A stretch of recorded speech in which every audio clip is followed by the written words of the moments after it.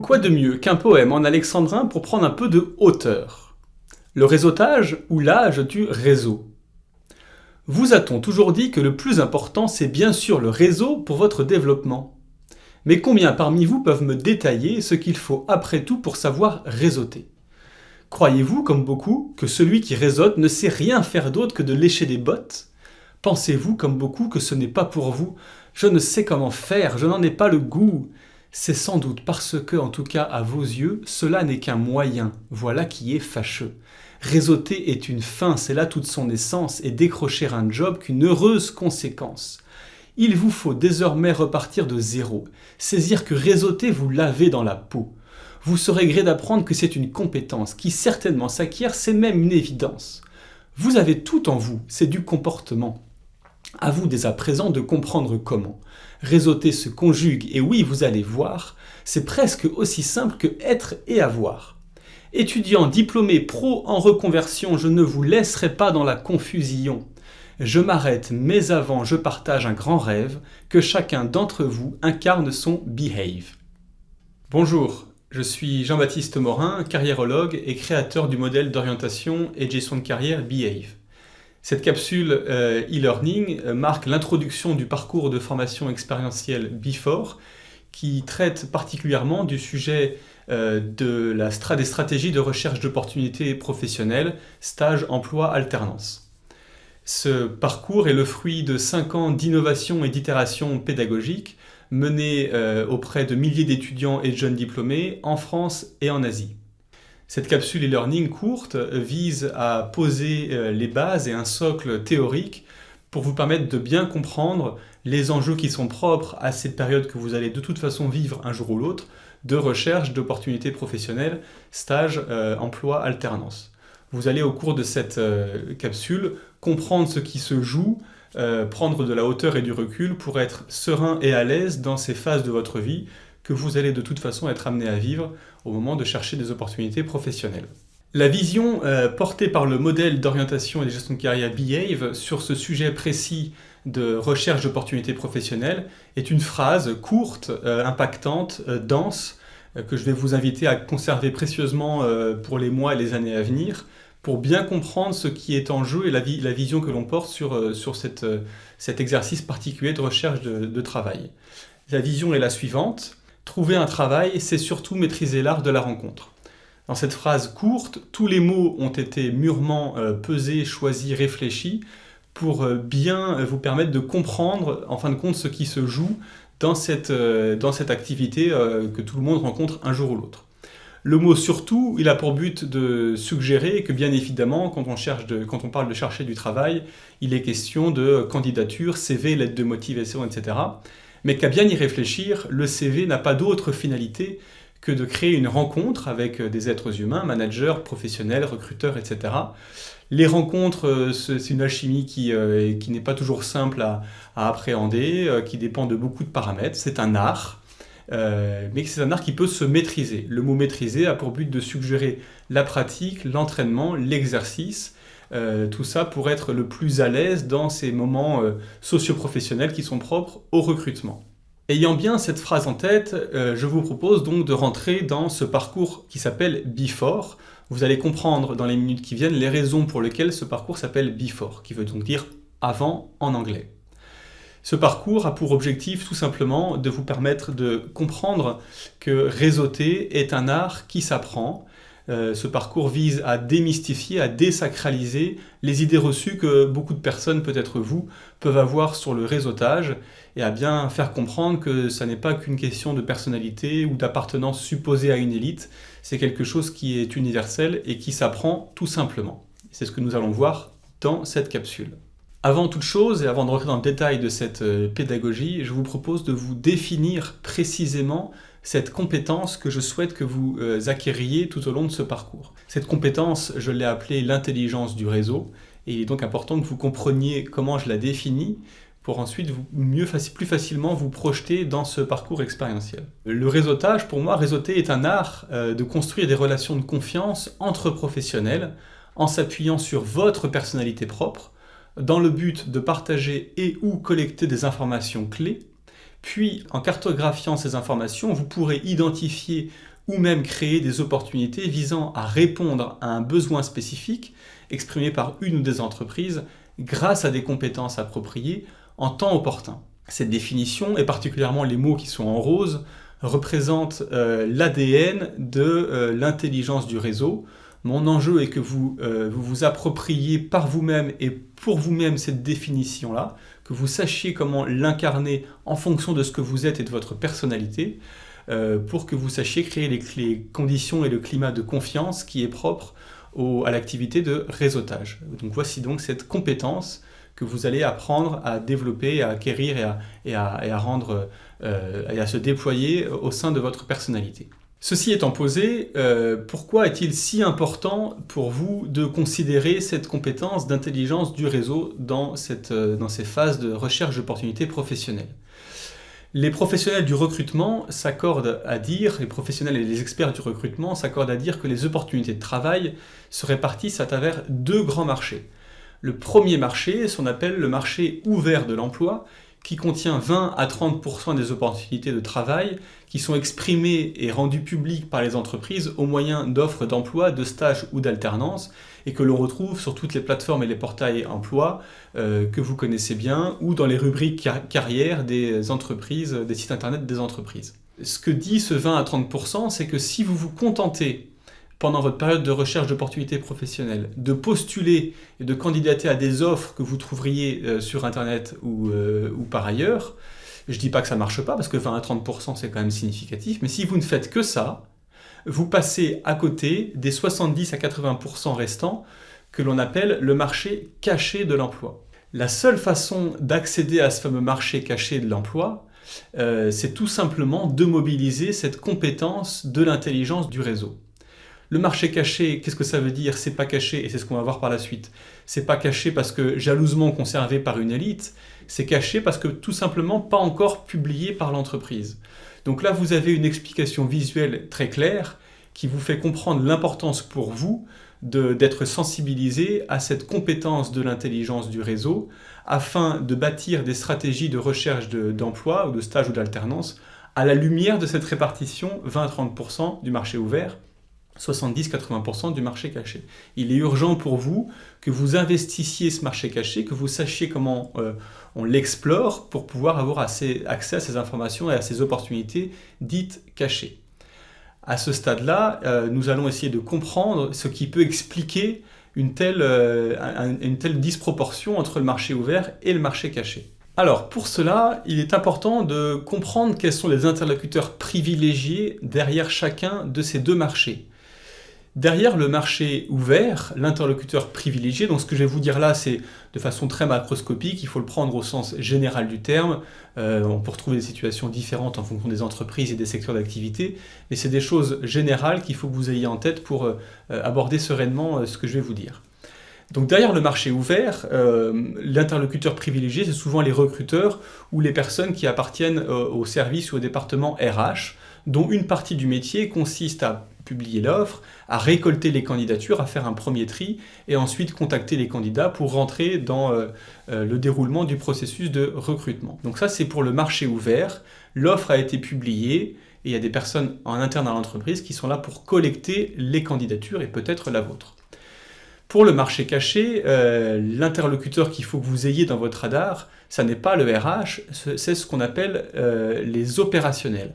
Les opérationnels, ce sont les directeurs de département, les directeurs de service, de business unit, les directeurs d'entreprise, les responsables, les managers, des personnes qui ont en charge un périmètre professionnel dans leur entreprise, qu'on leur confie, qui sont en responsabilité, qui connaissent l'intimité des projets, le calendrier, les budgets, qui vient, qui part, les projets qui sont gagnés, les clients qui arrivent, etc. C'est ceux qui connaissent le cœur de l'activité professionnelle et du business de l'entreprise considérée. Et c'est ces personnes-là qu'il faut que vous ayez dans votre radar pour rentrer dans une dynamique de rencontre afin d'explorer le marché caché de l'emploi. Essayons donc de comprendre cette disproportion entre le marché caché et le marché ouvert. Pour cela, nous allons nous intéresser au cycle de vie d'une offre d'emploi ou de stage au sein d'une entreprise. Ce qu'il est important de comprendre, c'est que tout ça est une question d'inertie. Ce que je vais vous expliquer là, c'est ce qui est propre à toute vie d'une structure, d'une organisation, d'un collectif. Vous allez tout simplement comprendre d'où vient cette 70% et comment ça prend racine dans l'entreprise. Entre le moment où, dans la vie quotidienne d'une entreprise, un manager, un opérationnel, un décideur, un directeur, etc., identifie un besoin de ressources additionnelles, et le moment où ce besoin est validé en interne, il faut aller s'assurer qu'on est clair sur le profil à recruter, sur les missions à confier, est-ce qu'on a un budget pour ça, il faut aller voir telle personne pour savoir si on peut libérer des fonds, il faut aller voir les RH, etc. Ça prend du temps, en fait il y a du temps qui est tout simplement encore une fois lié à l'inertie et à la vie du monde de l'entreprise. Pendant tout ce temps-là, entre le moment où le manager va identifier un besoin de ressources pour les X semaines ou mois à venir, et le moment où ce besoin est formalisé et rendu public par l'entreprise, eh bien l'opportunité, le besoin il est réel, il est en gestation. Il n'est pas encore formellement explicité et publié au moyen d'une offre d'emploi, de stage ou d'alternance. C'est cette inertie-là dont il va falloir que vous appreniez à tirer profit pour avoir accès au marché caché de l'emploi. Parce que dès lors que l'entreprise a publié l'offre d'emploi, cette offre devient dans le marché ouvert, elle devient accessible et visible à tout le monde, les candidatures affluent, notamment pourquoi pas la vôtre, et le but des RH, c'est de trier ces candidatures. C'est d'ailleurs bien souvent la raison pour laquelle on dit parfois qu'on a assez peu de réponses des recruteurs, parce que tout simplement ils croulent sous les candidatures, ils n'ont malheureusement pas le temps de répondre à toutes. Donc vous voyez avec ce schéma-là l'importance de considérer ce qui se passe avant que l'offre d'emploi ou de stage ou d'alternance ne soit publiée. Et vous comprenez maintenant pourquoi le parcours Before s'appelle Before, tout simplement parce que le marché caché, c'est le marché qui illustre le fait qu'avant que l'entreprise ne publie une offre d'emploi, il s'est passé du temps, parfois beaucoup de temps en fonction de la taille de l'entreprise, du secteur d'activité, etc. Pendant tout ce temps-là, le manager opérationnel, il sait qu'il va avoir un besoin de recruter, donc il est attentif et perméable à ce qui se passe autour de lui, et pourquoi pas à faire des rencontres à caractère informel, notamment autour de café. Et c'est pour ça que le petit visuel que j'utilise pour représenter le marché caché, c'est une tasse de café. On pourrait presque d'ailleurs appeler le marché caché le marché café de l'emploi. Ce qu'il faut bien comprendre avec ce visuel-là et cette slide-là, c'est que le marché caché de l'emploi, c'est le marché des moments informels. Si vous êtes clair sur votre positionnement professionnel et sur ce que vous recherchez, une entreprise que vous visez et qui visiblement ne recrute pas parce qu'il n'y a pas d'offre, ça ne veut pas dire qu'il ne se passe rien et ça ne veut pas dire qu'elle ne va pas recruter. Au contraire, ça doit être un indicateur du fait qu'il va falloir que vous appreniez à changer d'état d'esprit et à ne pas vous comporter comme un candidat, parce que là, on se comporte comme un candidat dans le marché ouvert, une fois que l'entreprise a explicité son besoin. Il va falloir que vous adoptiez d'autres comportements qui sont propres au marché caché, et on va rentrer un tout petit peu dans le détail, pour être capable de créer un tel climat de confiance que les opérationnels que vous allez rencontrer vous partagent des informations. Nous allons donc rentrer désormais dans les subtilités comportementales qui sont inhérentes au marché caché de l'emploi. Comme nous l'avons vu, le marché caché de l'emploi, c'est un marché qui s'explore dans des contextes globalement informels. Vous avez compris, l'enjeu c'est que l'entreprise n'a pas encore publié, mais que pour autant, un décisionnaire a dans ses radars que dans les semaines ou les mois à venir, il va devoir recruter. Donc tout est histoire de comportement. Je reprécise bien qu'il faut bien avoir en tête qu'on ne parle pas à un RH dans un contexte de recrutement comme on parle à un opérationnel. Ce ne sont pas les mêmes enjeux pour un RH que pour un opérationnel. Donc il faut tout simplement que vous identifiez, que vous compreniez ces codes socio-professionnels et que vous identifiez vos propres comportements de façon à ce que quand vous allez rencontrer un opérationnel de façon prévue ou imprévue, la vie va vous apporter tout un tas d'opportunités, vous allez être prêt pour cela. Si c'est un opérationnel, vous allez savoir, en fonction du contexte, que cet opérationnel-là, son enjeu premier pour lui, ça n'est pas de vous trouver un emploi ou un stage. Son enjeu premier à lui, c'est de faire tourner son business. Donc il faut que votre comportement soit ajusté à cette réalité-là. C'est-à-dire que dans le marché caché, il ne faut pas que ça transpire à des kilomètres à la ronde que vous êtes en train de chercher un stage. Votre enjeu, ou un emploi ou un emploi ou une alternance. Votre enjeu, c'est de rester focalisé sur le côté professionnel, le côté business, et d'échanger l'air de rien. Et vous allez voir que c'est pas du tout anodin. En fait, c'est tout simplement maîtriser la banalité apparente, mais c'est absolument pas banal, de prendre un café ou d'avoir des moments informels avec quelqu'un. Donc pour ça, je vais vous donner un outil qui est très simple à comprendre, qui est une matrice comportementale qui vise à vous aider à décortiquer toute rencontre, et je dis bien toute rencontre de votre vie quotidienne, à travers 2 paramètres importants. Donc vous allez y réfléchir et vous allez vous rendre compte que dans votre vie quotidienne, toutes les rencontres peuvent se décortiquer et s'analyser à travers 2 paramètres. La discussion que vous allez avoir avec des personnes, encore une fois, quelles que soient les situations de votre vie, et l'environnement dans lequel cette discussion a lieu. Et à chaque fois, pour ces 2 paramètres-là, vous allez vous rendre compte que parfois, cette discussion et cet environnement sont formels ou informels. Et vous comprenez bien qu'on ne se comporte pas dans un contexte formel comme on se comporte dans un contexte informel. Les codes attendus, les codes supposés, les attitudes supposées ne sont pas du tout les mêmes. Dans un contexte formel, donc si on reprend le code de couleur que vous avez sous les yeux entre le marché ouvert et le marché caché et puis la matrice comportementale, la discussion formelle dans un environnement formel, dans un contexte de recrutement, c'est vous avez candidaté, l'entreprise a exprimé un besoin, vous avez envoyé votre candidature, elle vous a recontacté, vous rentrez dans un entretien d'embauche, une salle de réunion, et vous rentrez dans des codes socio-professionnels formels. Les méthodologies changent, mais globalement c'est ça qui se joue. Et vous voyez que ça correspond seulement à 1/4 des 4 blocs de la matrice. C'est-à-dire qu'en fin de compte, le côté formel, il est assez rare dans notre vie quotidienne. À chaque fois, vous allez vous réaliser ça, à chaque fois, il y a au moins un aspect informel qui vient décontracter. En fait, le côté informel, c'est quelque chose de décontracté, de relax, de détendu, sans être familier. Il faut, si vous parlez avec des gens professionnels qui sont soit plus âgés que vous, en tout cas, il ne s'agit pas d'être familier, mais en tout cas de donner cette dimension un peu plus détendue, décontractée, relax, etc.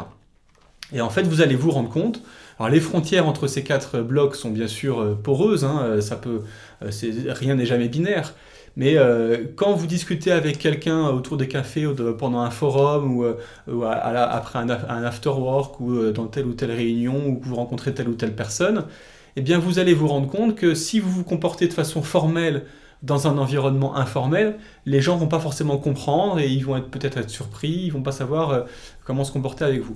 Donc il faut bien comprendre que le marché caché, c'est le marché des discussions informelles. Et les discussions informelles, ça va arriver très souvent. C'est pour ça que je reprends cette image de la tasse de café. Il va falloir que vous vous appreniez, non pas à prendre un café, mais en tout cas à maîtriser ces sujets, ces discussions, cette banalité apparente de la vie quotidienne, en ayant bien compris qu'en fin de compte, c'est pas du tout banal. Maintenant que vous avez compris les nuances et les différences fondamentales entre le marché caché et le marché ouvert, et ce que ça implique pour vous en termes de comportement, eh bien vous allez prochainement rentrer dans cette expérience de réalité virtuelle immersive, dans lequel vous allez être amené dans un contexte sans enjeu, de façon sécurisée, parce que c'est de la réalité virtuelle, à vivre la banalité apparente d'une activité de réseautage qui consiste à prendre un café avec un professionnel. Vous allez jouer votre propre rôle. Ce que vous allez faire dans cette expérience de réalité virtuelle va impacter la suite du scénario, votre enjeu, comprenant que les moments informels sont très importants dans la vie quotidienne et notamment dans la vie professionnelle. Votre enjeu désormais, ça va être de comprendre que pour votre future recherche d'opportunités professionnelles, tout se joue avant que l'offre d'emploi ne soit publiée. Donc vous allez rentrer dans cette expérience de réalité virtuelle qui consiste tout simplement à s'entraîner, à prendre un café pour aller avoir accès au Graal du marché caché de l'emploi. Je vous souhaite une bonne expérience en espérant que vous allez savourer votre café avec ce professionnel.